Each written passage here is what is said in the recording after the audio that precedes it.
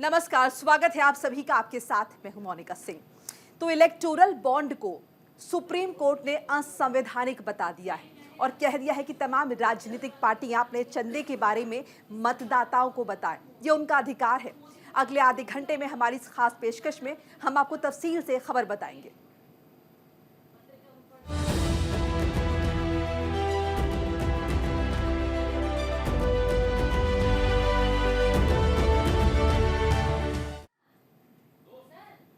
Electoral bond पर supreme court ने केंद्र सरकार को बड़ा झटका दिया है। 5 जजेस की संविधान पीठ ने केंद्र सरकार की चुनावी बॉन्ड स्कीम को गैर कानूनी बताते हुए इसे रद्द कर दिया है। सुप्रीम कोर्ट के फैसले में क्या है खास, एक रिपोर्ट देखिए।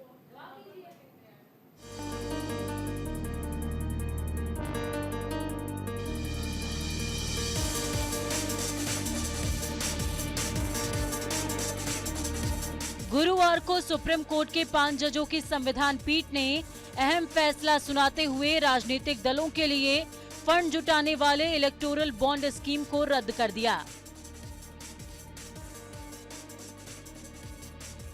और साथ ही साथ इलेक्शन कमीशन को अब तक मिले चुनावी चंदे को सार्वजनिक करने का आदेश दिया है। सर्वोच्च न्यायालय के 5 जजों ने अपने फैसले में कहा, इलेक्टोरल बॉन्ड स्कीम में गोपनीयता का प्रावधान संविधान के अनुच्छेद संख्या 19(1) के तहत सूचना का अधिकार कानून का उल्लंघन करता है और इससे रिश्वतखोरी को कानूनी मान्यता मिल रही है, जो किसी भी तरह से उचित नहीं है। सुप्रीम कोर्ट ने यह फैसला कांग्रेस नेता जया ठाकुर की तरफ से दायर की गई याचिका पर सुनाया है। फैसला सुनाने से पहले कोर्ट ने याचिकाकर्ता के वकील कपिल सिब्बल के उस तर्क का भी समर्थन किया जिसमें उन्होंने कहा कि चुनावी बॉन्ड की पूरी प्रक्रिया ही गुमनाम है, जो भविष्य में रिश्वतखोरी को बढ़ावा दे सकती है। जिस तरीके से ये स्कीम लाई गई थी उसमें काफ़ी ब्लैक मनी को बढ़ावा दिया गया है। एक ट्रांसपेरेंसी नहीं है इसमें, आप किसी का नाम डिस्क्लोज नहीं हो रहा। इसके पहले नाम डिस्क्लोज होता था और एक निश्चित 2000 रुपये से ज़्यादा आप अगर नहीं दे सकते थे कैश में। अब इन्होंने कितने भी रुपए आप जो है बॉन्ड खरीदिए बैंक में जाके और पार्टी को डोनेट कर दीजिए। इससे ट्रांसपेरेंसी तो पूरी तरीके से खत्म हो गई और निश्चित रूप से कहीं ना कहीं डेमोक्रेसी के लिए बहुत बड़ा खतरा है। तो मैंने इसमें पिटीशन दायर करी थी कि इस स्कीम को रद्द किया जाए। It should be transparent. निश्चित रूप से देखिए, ये तो इम्पोर्टेंट है ही। जब तक नाम डिस्क्लोज नहीं होगा तब तक काफी सारे मुद्दे हैं जो सामने आएंगे और काफी सारी परेशानियों को साथ लेके आएंगे। जितना भी ब्लैक मनी है या मनी लॉन्ड्रिंग है, वो एक बहुत बड़ा मुद्दा है जो इस चीज से जुड़ सकता है इन फ्यूचर। मैं समझता हूँ कि एक बहुत ही ऐतिहासिक फैसला है। आपको याद होगा कि जब ये संशोधन लाया गया था, रिप्रेजेंटेशन ऑफ पीपल एक्ट में संशोधन लाया गया था और इनकम टैक्स एक्ट में संशोधन लाया गया था, कंपनीज एक्ट में संशोधन लाया गया था। इस नज़रिए से लाया गया था कि इसके द्वारा जो बड़े बड़े उद्योगपति हैं वो निश्चित रूप से पैसा भाजपा को देंगे, क्योंकि भाजपा की सरकार थी। तो ये मेरे दोस्त लेट अरुण जेटली जी का ब्रेन चाइल्ड था और इसका नाम रखा था इलेक्टोरल बॉन्ड स्कीम। तो इसका इलेक्शन से क्यों लेना देना नहीं है। क्यों नहीं लेना देना? क्योंकि इलेक्शन में तो हर कैंडिडेट को 95 लाख से ज़्यादा तो खर्च कर नहीं सकता, ठीक है ना। और जो एमएलए है वो 45 लाख से ज़्यादा नहीं कर सकता, वो भी वाइट में खर्च करेगा। तो ये तो सारा वाइट का पैसा था, तो ये तो वहाँ जा ही नहीं सकता। तो ये तो इलेक्शन से कुछ ताल्लुक ही नहीं है इसका। It's a bonding. ये तो बॉन्ड करना था अपने आप को नज़दीकी, क्योंकि जो भी पैसा देगा वो टेलीफोन करके बात भी कर सकता है। सुप्रीम कोर्ट के chief justice DY Chandrachud, justice Sanjeev Khanna, justice BR Gavai, justice JB Pardiwala और जस्टिस मनोज मिश्रा शामिल हैं।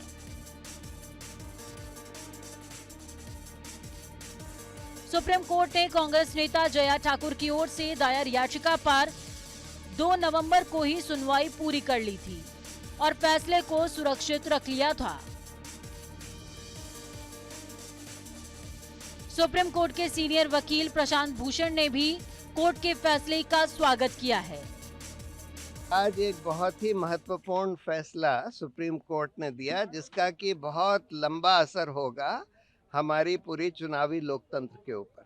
उन्होंने ये इलेक्टोरल बॉन्ड की स्कीम कॉम्प्रिहेंसिवली स्ट्राइक डाउन कर दी है, ये कहते हुए कि इसमें जो एनोनिमस एलिमेंट इन्होंने लाया कि भाई किसी को पता नहीं लगे कि भाई ये इलेक्टोरल बॉन्ड किसने खरीदे और किसको दिए, ये बिल्कुल हमारे जनता के सूचना के अधिकार के खिलाफ है, जो कि एक मौलिक अधिकार है जनता का।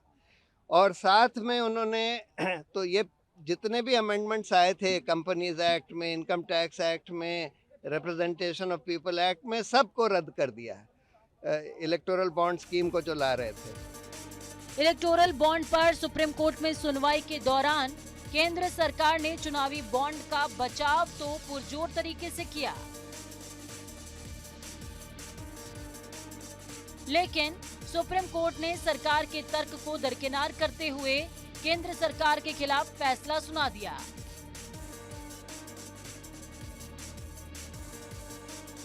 सुप्रीम कोर्ट के फैसले के बाद केंद्र सरकार क्या कदम उठाती है? अब केंद्र सरकार के पास सुप्रीम कोर्ट के फैसले को रोकने के लिए दो ही रास्ते बचे हुए हैं। या तो केंद्र सरकार फैसले के खिलाफ पुनर्विचार याचिका दायर करे, नहीं तो अध्यादेश लाकर फैसले पर फिलहाल रोक लगा दे। न्यूज इंडिया के लिए प्रकाश मिश्रा की रिपोर्ट।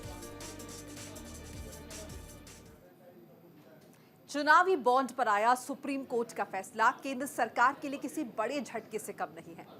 केंद्र की सत्ता पर काबिज बीजेपी ने चुनावी सुधार के नाम पर इलेक्टोरल बॉन्ड स्कीम को विधेयक के जरिए लागू किया था, लेकिन सुप्रीम कोर्ट के फैसले ने केंद्र सरकार को इस स्कीम को कटघरे में खड़ा कर दिया है।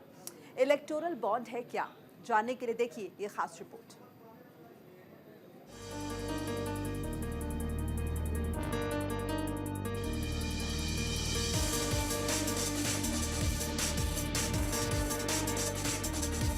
केंद्र सरकार ने 2 जनवरी 2018 को चुनावी बॉन्ड स्कीम को लागू किया था। इस स्कीम के तहत ये प्रावधान किया गया था कि कोई भी आम नागरिक इस बॉन्ड को स्टेट बैंक के जरिए खरीदकर अपनी पसंदीदा पॉलिटिकल पार्टी को चंदा दे सकता है। वैसे राजनीतिक दल इस बॉन्ड के जरिए चंदा हासिल कर सकते हैं, जो कि 1951 की धारा 29C के तहत रजिस्टर्ड है। लोकसभा या राज्य के विधानसभा चुनाव में 1% से ज्यादा वोट हासिल किया है। स्टेट बैंक एक साल में 4 बार चुनावी बॉन्ड जारी करता है। बैंक की ओर से इलेक्टोरल बॉन्ड जनवरी, अप्रैल, जुलाई और अक्टूबर में जारी किए जाते हैं। इसे कोई भी आम नागरिक या संस्था राजनीतिक दलों को चंदा देने के लिए खरीद सकते हैं, जिसकी न्यूनतम राशि 1000 और अधिकतम राशि 1 करोड़ हो सकती है। बॉन्ड को बैंक और वेबसाइट से खरीदा जा सकता है। यदि कोई इस बॉन्ड को खरीदने के बाद वापस करना चाहे तो उसे बैंक को वापस लौटा सकता है। राजनीतिक दलों के चुनावी चंदे में पारदर्शिता के लिए केंद्र सरकार की ओर से लाई गई ये स्कीम लागू होने के साथ ही सवालों के घेरे में आ गई। कई संस्थानों ने इस स्कीम का खुलकर विरोध किया और दान देने वाले लोगों या कंपनियों की जानकारी गोपनीय रखने पर सवाल भी खड़े किए।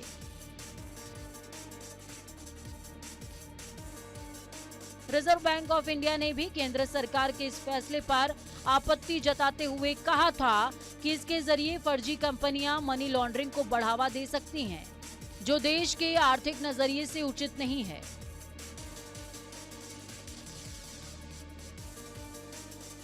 2019 में चुनाव आयोग ने भी इस पर सवाल उठाते हुए कहा था कि इससे चुनावी फंडिंग पारदर्शी होने के बजाय और गोपनीय हो जाएगी, जो सही नहीं है।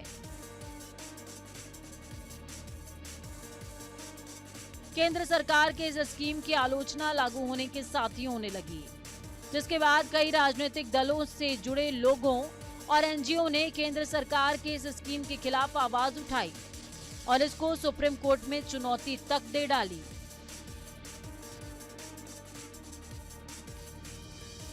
फिलहाल सुप्रीम कोर्ट के 5 जजों की संविधान पीठ ने इलेक्टोरल बॉन्ड के खिलाफ फैसला सुनाते हुए केंद्र सरकार की इस स्कीम को रद्द कर दिया है।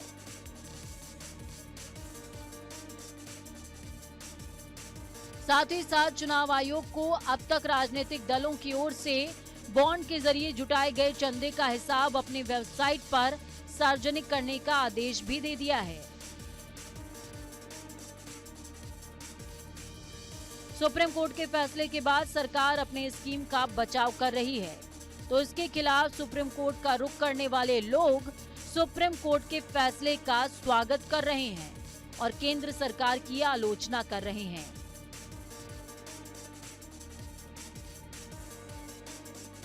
अब देखना ये होगा कि केंद्र सरकार सुप्रीम कोर्ट के फैसले के बाद आगे क्या कदम उठाती है। न्यूज इंडिया के लिए प्रकाश मिश्रा की रिपोर्ट। इलेक्टोरल बॉन्ड को लेकर सुप्रीम कोर्ट के फैसले ने देश में सियासी तापमान बढ़ा दिया है। एक तरफ केंद्र की सत्ता में काबिज बीजेपी केंद्र सरकार की स्कीम का बचाव कर रही है, तो दूसरी तरफ कांग्रेस समेत अन्य विपक्षी पार्टियां सुप्रीम कोर्ट के फैसले के बाद केंद्र सरकार के फैसले पर सवाल खड़ा कर रही हैं। फैसले के बाद क्या है राजनीतिक दलों की प्रतिक्रियाएं, देखिए रिपोर्ट।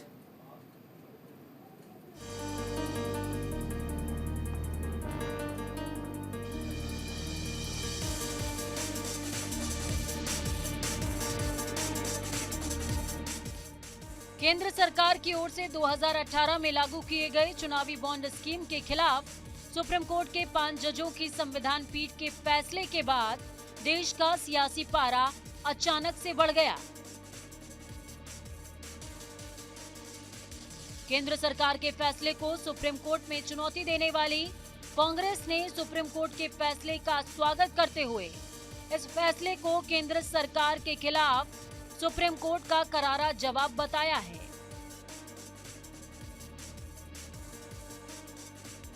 कोर्ट के फैसले के बाद कांग्रेस नेता राहुल गांधी ने तुरंत प्रतिक्रिया दी और सोशल मीडिया प्लेटफॉर्म एक्स पर ट्वीट करते हुए लिखा,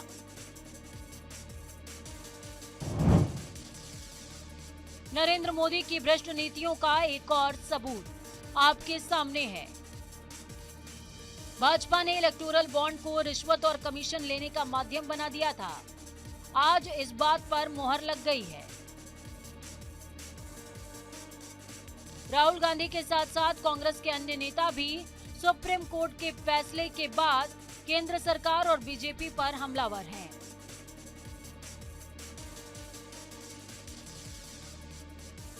और बीजेपी पर काले धन को सफेद बनाने के साथ साथ कुछ लोगों के हित में नीतियां बनाने का आरोप लगा रहे हैं।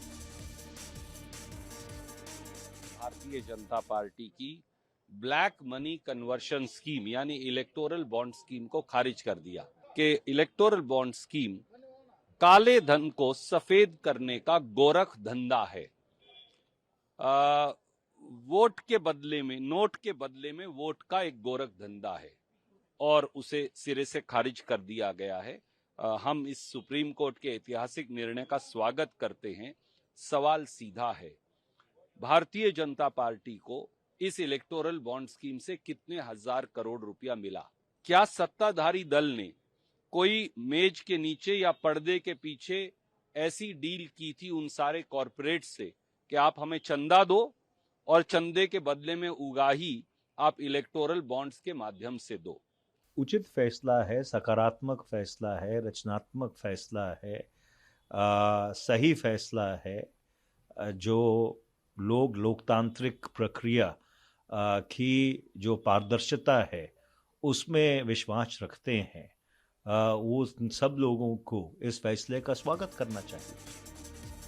सुप्रीम कोर्ट के फैसले के बाद कांग्रेस के साथ साथ अन्य विपक्षी पार्टियों ने भी केंद्र सरकार की आलोचना की है और बीजेपी पर चंदा के जरिए अवैध उगाही करने का आरोप लगाया है। वामपंथी नेताओं ने तो सुप्रीम कोर्ट के फैसले के बाद बीजेपी और केंद्र सरकार को ही कटघरे में खड़ा कर दिया। Our party, the Communist Party of India, welcomes the judgment given by Supreme Court declaring the electoral bond system is unconstitutional. When the issue was brought to Parliament, our party opposed it strongly, and outside Parliament also we opposed it, because we need to discuss comprehensive electoral reform. In a parliamentary democratic system as we have today, there should be free and fair elections. There should be level playing field for all political parties. But what is this electoral bond system? The party which is in power use this in order to amass more funds from corporate houses, big business houses, and use money power to influence the electoral process. So the Supreme Court has said, well, even though after 7 years Supreme Court has given this judgment, we welcome this judgment. हमारा मानना है कि ये electoral bond scheme ये राजनीतिक corruption, political corruption का legalisation, तो इसके खिलाफ हम खड़े रहे और उसीलिए तो सुप्रीम कोर्ट हमें सुनने के लिए तैयार था। उन्होंने कहा कि कोई पॉलिटिकल पार्टी उसको वो सुनने के लिए तैयार नहीं था, क्योंकि बाकी सब ले चुके हैं। तो हमारी स्टेट और काउंसिल लोकस स्टैंड है, ये उनका इनिशियल जजमेंट था। लेकिन आज ये जजमेंट जो आया, इसका हम स्वागत करते हैं। हम समझते हैं कि जिस तरीके से देश के अंदर राजनीतिक भ्रष्टाचार को कानूनी दर्जा दिया गया, ये एक बहुत ही गंभीर बात है। और जो दावा करके आते हैं कि भ्रष्टाचार के खिलाफ है, ना खाएंगे ना खाने देंगे, वही जो है इस तरीके से कानूनी व्यवस्था जो है बना चुके हैं इस राजनीतिक भ्रष्टाचार के लिए। तो इसके विरोध में हम रहे हैं। इलेक्टोरल बॉन्ड को सुप्रीम कोर्ट के फैसले के बाद आम आदमी पार्टी ने भी केंद्र सरकार की आलोचना की और चुनावी चंदे की प्रक्रिया को पारदर्शी बनाने की मांग की, जिससे चंदा देने वाले लोगों की सही जानकारी मिल सके।